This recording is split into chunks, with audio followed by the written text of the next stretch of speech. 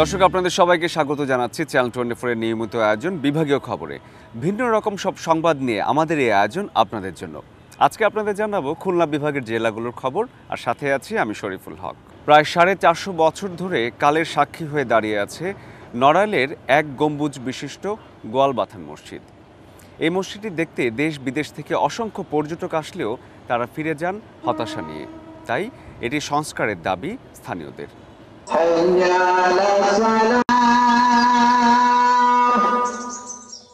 এক গম্বুজ বিশিষ্ট গোয়ালবাথান মসজিদ প্রায় 450 বছর ধরে কালের সাক্ষী হয়ে দাঁড়িয়ে আছে। 5 একর 70 শতক জায়গার উপর নির্মিত মসজিদটি দৈর্ঘ্যে 50 ফুট এবং প্রস্থে 35 ফুট। ছোট ছোট ইট আর চুনসুরকির গাঁথনিতে মসজিদটিতে নেই কোনো পিলার। উপরে 4টি ছোট মিনার রয়েছে, আছে বজ্রপাত নিরোধক লোহার দণ্ড।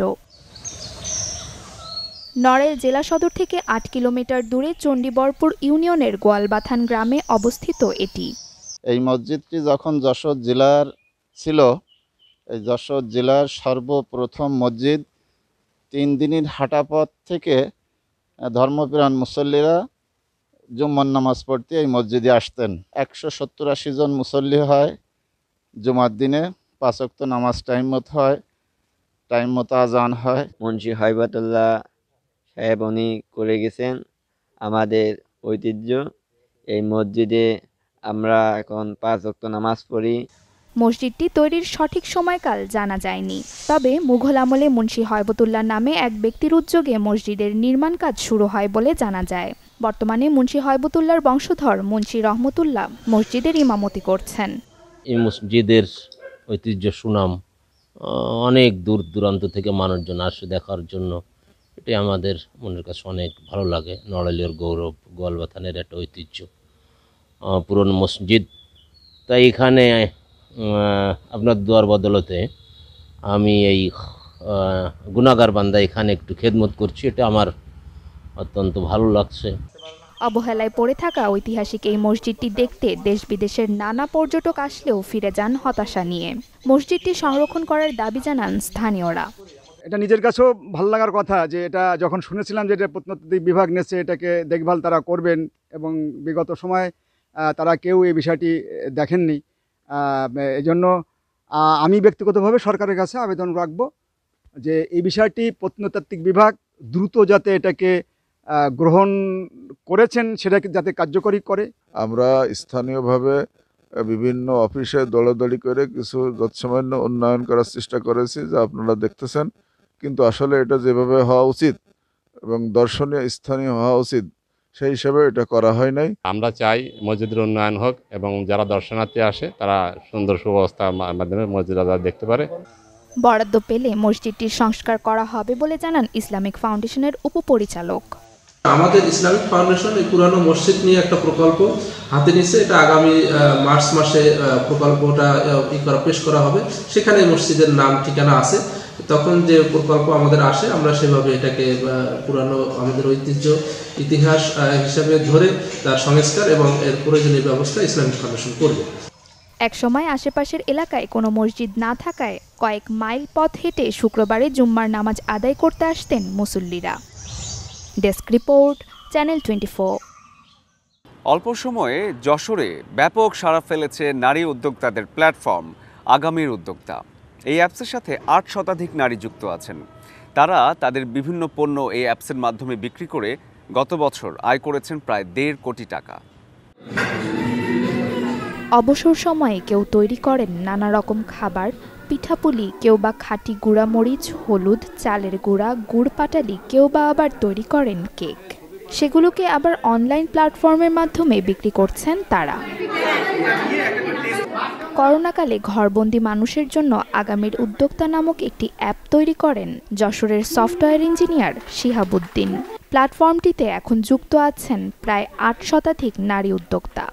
ওনাদের যে অবদান সেটা তো আমরা কখনোই অস্বীকার করতে পারবো না। আমরা জাস্ট খাবারটা তৈরি করে দিই, আমাদের কাস্টমারের দোরগোড়ায় পৌঁছে দেওয়ার দায়িত্ব সম্পূর্ণ তাদের। আমি পিৎজা ফাস্টফুড আইটেম নিয়ে কাজ করি। তারপরে এই 8 মাসে আমি 6 লক্ষ টাকা সেল করি। আমার টোটাল সেল এখন 7 লক্ষ টাকা। আগামীর উদ্যোক্তা ফাউন্ডেশন কর্তৃপক্ষ বলছে, চলতি বছর নারীদের তৈরি পণ্য থেকে ফাউন্ডেশনটির আয় প্রায় 1.5 কোটি টাকা। আর শুরু থেকে এখন পর্যন্ত 5 কোটি টাকারও বেশি উপার্জন করেছেন তারা। যশোরের মতো করে এই সেম মডেলে আমরা সাতক্ষীরা এবং পার্শ্ববর্তী যে সকল জেলা আছে নড়াইল থেকে শুরু করে চুয়াডাঙ্গা প্রত্যেকটা জায়গায় যদি কোনো উদ্যোক্তা থাকে এরকম যারা চায় যে আমাদের সিস্টেমটা আপনারা দিন, আমরা ফ্রি অফ কস্ট তাদেরকে সিস্টেম দিয়ে দিব। 2020 সালে 30 জন নারী উদ্যোক্তা নিয়ে শুরু হলেও সময়ের সাথে সাথে সদস্য সংখ্যা বেড়ে চলেছে। অল্প সময়ে যশোরে ব্যাপক সাড়া ফেলেছে নারী উদ্যোক্তাদের এই প্ল্যাটফর্মটি। Desk report, channel 24। আধুনিক প্রযুক্তির এই যুগে এক রেডিও প্রেমের খোঁজ মিলেছে মেহেরপুরে। এবার তার গল্পটা আপনাদের জানাবো।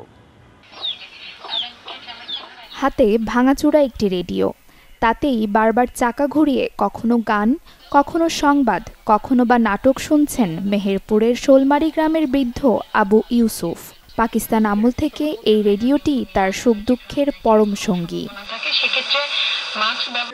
আধুনিক প্রযুক্তির মোবাইল টেলিভিশন টানে না ইউসুফকে, বরং দিনভর বুঁদ হয়ে থাকেন রেডিওর অনুষ্ঠানমালায়। যাত্রা শুনি, মৈত্রী সেন্টার তরজা গান হয়, কবি গান হয় প্রতি শনিবার। এবারে রাত 1টার পরে নিশুতির বাংলা খুলনাতে কলকাতায় হিন্দি গান হয়, এই হিন্দি গানের পর বাংলা গান হয়, রাত 3টে পর্যন্ত হয়। মাঝে সাঝে শুনি আমরা চাষির খবর, পানি টানি খবর সব বলে শুনি। এটা দিকে আমার প্রথায় আমার লিস্ট। আমার বাড়িতে টিভি আছে, 2টি মোবাইল আছে ভালো, আমি দেখিনি, ঘরে ঢুকিনি, টিভিও আমি দেখিনি। একটা ব্যাটার দাম 50 টাকা, যদি কিছু নষ্ট হয়ে যায় তার মানে কেটে গেলে 7 গেলে 50-60 টাকা, 100 টাকাও নাই। তো আমি কিছু মনে করি তো সেই নিয়ে আসি। যে হচ্ছে আমার বড় ভাই ওই 1 ব্যান্ড কাঠের ফ্যান ওই ডোয়াটা ব্যবহার করে, এই যে মাঠে ঘাটে যেখানে যায় এই ডোয়ার সাথে ব্যবহার করে। টিভি আছে কিন্তু আব্বা টিভি দেখেন না, আব্বা খবর শোনে না, ওই রেডিও শোনে, রেডিওতে আপনার যা হবে বলে দেয় আব্বা। অত্যাধুনিক প্রযুক্তির যুগেও আবু ইউসুফের এই রেডিও আসক্তি দেখে অবাক তরুণ প্রজন্ম। তথ্য প্রযুক্তির এই যুগে চাচা কিন্তু আঁকড়িয়ে ধরে রেখেছেন হারানো দিনের সেই ঐতিহ্যকে। চাচাকে আমি যদি বলি তাহলে আমি 25 বছর যাবৎ চাচাকে দেখছি এই রেডিওর প্রতি ভালোবাসাটা তিনি ধরে রেখেছেন এবং তিনি একেবারে শরীরের সঙ্গে লেপ্টেই রাখেন, যিনি মানে যেন হচ্ছে যে এই রেডিওটা না সরে যায়, না পড়ে যায়। একসময় মানুষের বিনোদনের একমাত্র মাধ্যম ছিল রেডিও, যা এখনও জিইয়ে রেখেছেন বৃদ্ধ Abu Yusuf. Desk report, channel 24। 10 মাস ধরে ভারতের বিএসএফের কাছে বন্দী আছে সুন্দরবনের 5 মৌয়াল। পরিবারের প্রধান উপার্জনক্ষম ব্যক্তি না থাকায় মৌয়ালদের পরিবারগুলো মানবেতর দিন যাপন করছে। তাই সরকারের কাছে তাদের দাবি দ্রুত মৌয়ালদের দেশে ফিরিয়ে আনার। গত বছর 12 মে সাতক্ষীরার কৈখালী ফরেস্ট স্টেশন দিয়ে মধু সংগ্রহ করতে গিয়ে ঝড়ের কবলে পড়েন 5 মৌয়াল। নিজেদের অজান্তেই সুন্দরবনের ভারত অংশে ঢুকে পড়েন তারা। এরপর তাদের আটক করে ভারতের সীমান্তরক্ষী বাহিনী বিএসএফ। শুরুতে পরিবারের সদস্যরা টের না পেলেও দীর্ঘদিন অনুপস্থিতির পর খোঁজ নিয়ে জানতে পারেন ভারতে বন্দী আছেন 5 মৌয়াল। পরিবারের প্রধান উপার্জনক্ষম ব্যক্তি না থাকায় মানবেতর জীবন যাপন করছেন তারা। এই 5টা পরিবার এত অসহায় এবং নির্যাতিত এবং তারা মানবাধিকভাবে তারা এত ক্ষয়ক্ষতি এবং লাঞ্ছিত, তাদের দেখার কেউ নেই। ভারতের বাহিনী গ্রেপ্তার করে নিয়ে যায় ভারতের ভিতরে বন্দী আছে জেলখানায়, এবং বাংলাদেশ সরকার ও ভারত সরকারের কাছে আমরা আবেদন জানাই যে তাদের মানবতার জীবন যাপন, তাদের পরিবারগুলো কষ্টে আছে, এই জন্য ভারত সরকার ও বাংলাদেশ সরকার উদ্যোগ গ্রহণ করে তাদের পরিবারের মাঝে ফিরিয়ে দেওয়ার জন্য আমাদের আহ্বান রইল। দাও বাবা, ছেড়ে দাও।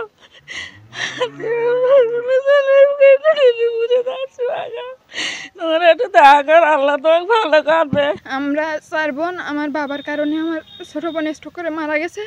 আমরা এখন খুব অসহায়, শুধু একটাই দাবি চাই, আমার আব্বুদেরকে তারা ছাড়িয়ে দিক, আব্বুদেরকে মুক্তি দিক, আর কিছু চাই না। আমরা কষ্টের মধ্যে বাঁচা কাজ 4 জন বাঁচা কাজা আয় রোজগার করতে খুব কষ্ট হচ্ছে। এদের ফ্যামিলি খুব অসহায়, সেই হিসাবে আমরা এই 5 জনের কি মুক্তি চাচ্ছি।